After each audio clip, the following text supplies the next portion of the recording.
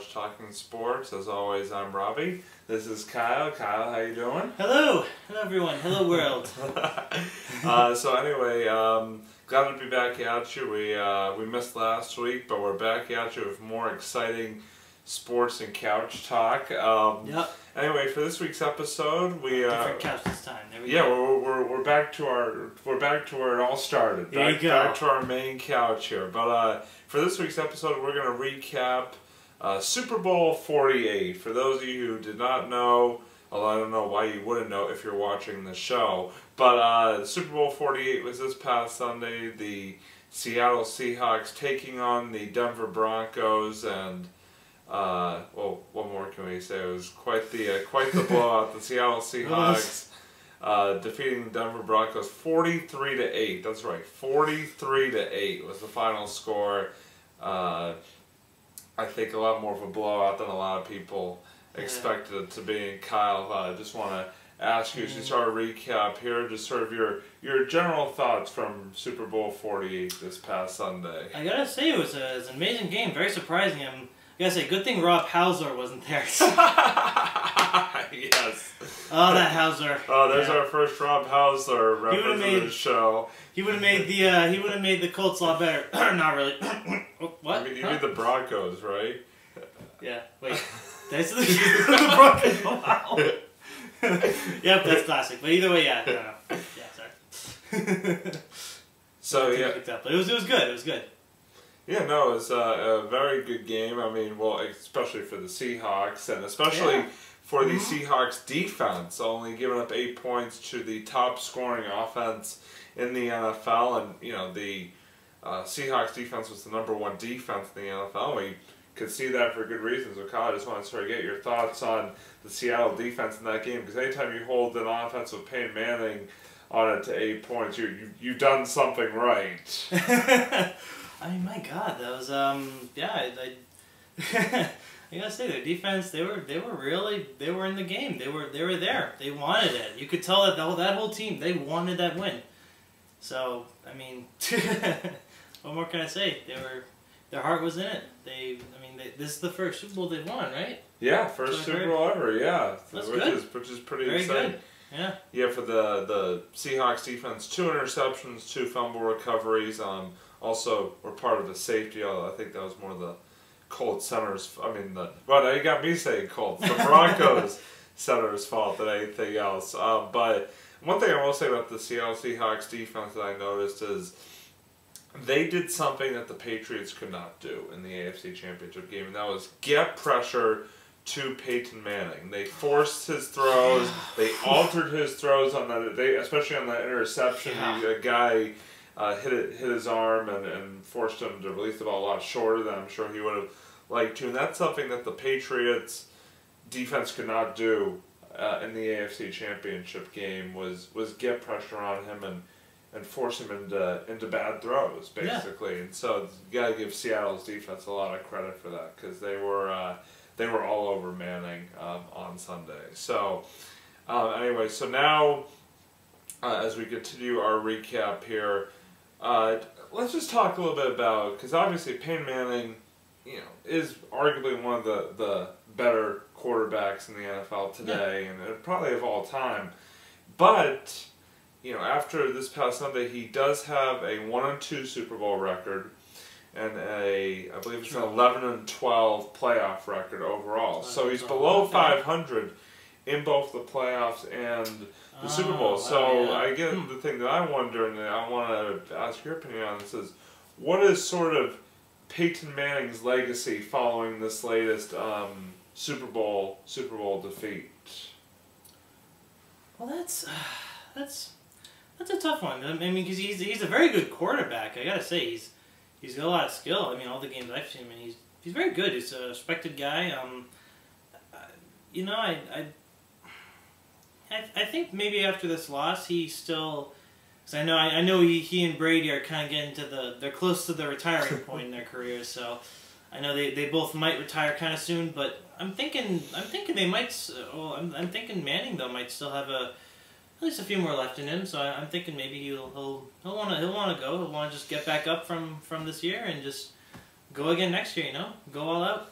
So. Yeah, and the thing about Manning is that obviously the fact that he's come back from missing the whole season 2 years ago with a neck injury to breaking Brady's single season touchdown record just 2 years later is pretty remarkable. I mean, there's no question in my mind Peyton Manning is one of the top quarterbacks in the game today, regardless of what happens Sunday, and one of the top quarterbacks in the game in general, and probably of all time when you look back on 5-10 years from now after he's retired. Because the thing that I look at is how did he impact the teams that he was on. I think a perfect example of that was the year that he missed in Indianapolis. His last year in Indianapolis, he was out for the whole year with a neck injury. Yeah, and that's true. The team finished with the worst record in the NFL. I think they won 2 games. They only won 2 games the entire season. They went 2-14. Ended up getting the number 1 overall pick,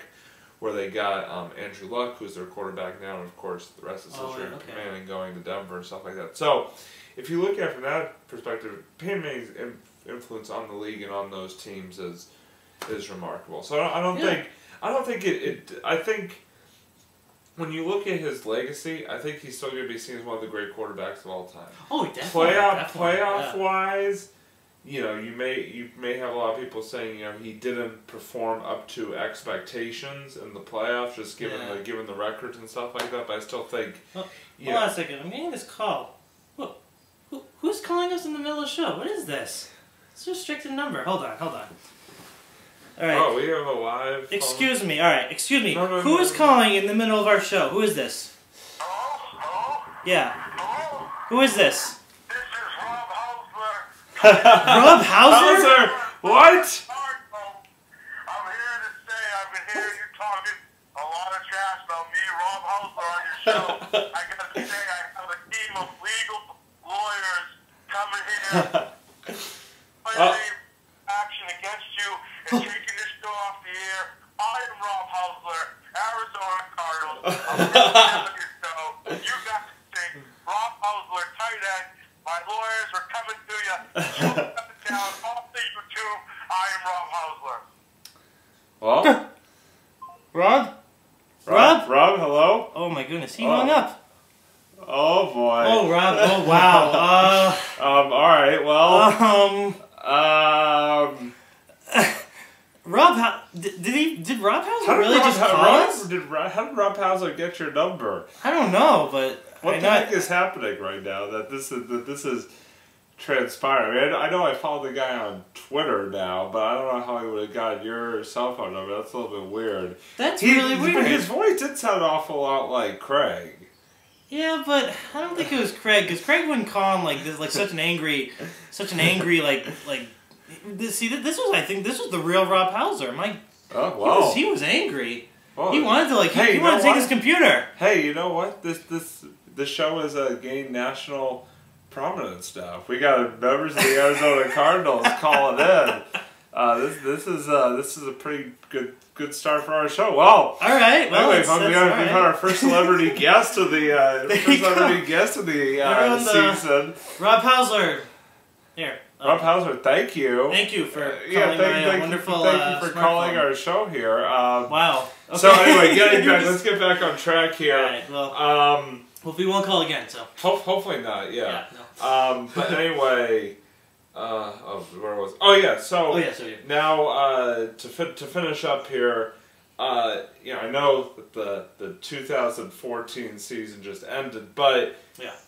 Is there a team? I don't know. You're not as avid a football fan as say someone like me, but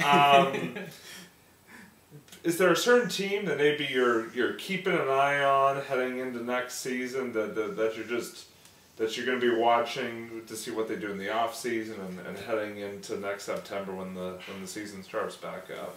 Well, I mean, I know it's New England popular opinion, but I'm going to go with the Patriots because they had a hell of a season, I thought they did great, and as I said in past videos, I'm sure you've heard me reiterate that a lot. They pushed hard this season, and, especially if it doesn't sound like Brady's going to retire next year at all, so, I mean, I think with what they've with the type of season they had this year, you know, despite not making it to the Super Bowl, I still think they have a lot of promise for the future. So. Yeah, and I completely agree. I'm actually going to go with the Patriots as well. First of all, I'm going to be interested to see how guys come back from injury, because you had, you know, Vince Wilfork was out with an injury, Chandler Jones, Rob Gronkowski. So I'm going to be very interested to see if all those guys can come back and be 100%. But also, if you look at this team's receiving core, especially, and the youth that was on it, and the fact that they were actually able to do some good things, even with such young receivers, now those receivers have a year of experience under their belt. Yeah, exactly. And so to be able to do what they did is just remarkable. So now it is time to go into the end of our show, our favorite parts of the show, our monologues. I'm going to start with mine this week, and mine has to do with a video that came out before the Super Bowl. We'll post a link to it in the video, but it was a news report or news interview that was done on a New Jersey TV station in the days leading up to the Super Bowl, and they interviewed a doctor who was talking about, you know, health tips for like Super Bowl eating, Super Bowl party foods, things like that. And at the end of the episode, or at the end of the interview, I should say, they asked the doctor who he thought was going to win the Super Bowl. And this doctor, no kidding, this is 100% true, answered with the New England Patriots.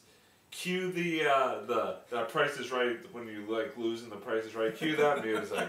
No, he actually won't do, but it was, as a Patriots fan, it was a very embarrassing moment, to say the least. You know, this guy in the interview claimed to be a big Tom Brady and Patriots fan, but yet you didn't know the team was knocked out by the Broncos in the AFC Championship game. And then he went on to try to say that Peyton Manning and the Broncos had been the ones that had been knocked out. Sounds like someone needs to do their homework. Yeah, someone actually needs to watch the games. But, and the news anchor, as people see in the video, is like trying to get him back on track and tried to like drop little hints, and this guy just was having none of it. So the one thing I'll say is that this is my point here, is that this doctor, I don't care who he is, I don't care how important he is, should never be allowed to pick a football game, not just a Super Bowl, but a football game ever again. If you're going to go on live TV and pick a team that's not even in the Super Bowl, you should just be done. I'm sure you're a great doctor. I'm sure you have lots of information about food and stuff like that. I'm sure you're a fine person, but no more Super Bowl picks for you, my friend. To come in with Tumbo Finger. No more Super. Not today. Not anymore. But so, yeah, just stop. Anybody who's been thinking about booking that guy in the future, just don't. Just do everybody a favor. Just don't. Don't let him join your fantasy football team. He'll probably pick Rob Hausler. Yes, Rob Hausler. See, Rob Hausler, we did it again. We're not stopping. On a Couch Talking Sports is not going to be intimidated by you and your Craig-sounding voice on a telephone. Bring it on, man. But anyway, so anyway, I'm gonna turn over to you now for your monologue before I get myself in any further trouble. But I know we're gonna get like more calls. We're like the whole team now. The entire Arizona Cardinals team is gonna call us up and just go crazy. But anyway, about us now. Yeah. Anyway, so you take it away. Do your monologue. All right. So now that we're still on the topic of the Super Bowl, Or are we? Twilight Zone. M. Night Shyamalan. With a twist. Sorry, I. No, we've actually been talking about the next best recipe of spaghetti or something. Yeah, I'm derailing us. Go ahead. Go ahead. So being this is the Super Bowl themed episode of the year, that so I want to talk a little bit about the Super Bowl commercials and how Well, Super Bowl and the commercials in the past have always been, I've always found them pretty funny. They've always been kind of the funnier commercials of the year. The commercials that kind of stood out from the pack, you know, like most commercials, as you know, are mostly boring and, you know, but Super Bowl commercials, they got more creative liberty, and I think they got kind of more comedic moments in them, but this year I found that they were a little stale. I don't know, there's something about them this year, I just kind of, there weren't that many memorable ones. There were a few here and there. Like I did like the Budweiser and the Budweiser Bud Light commercials.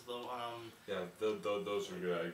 We were talking about that earlier. I agree. I thought that those were good ones. The puppy. Yeah. And That was adorable. Going up to the horse. What happens next with the that was Schwarzenegger. To play ping pong. That was awesome.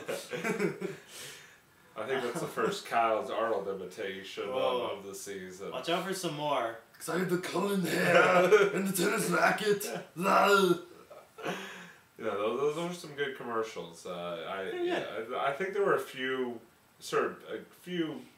good ones mixed in there. Yeah, but not a lot really stood out to me. No, a lot of them to me. I mean, like, let's see, like a lot of them were just kind of, they felt kind of sappy. I'm not gonna lie, they just felt not sappy, but I don't know. It seemed like they were taking themselves too seriously. Like some felt sappy, others just kind of were just, I don't know. They just kind of were taken too seriously. Like, you know, when I think of Super Bowl commercials, I think of commercials that are funnier. Like the other two ones I did like though.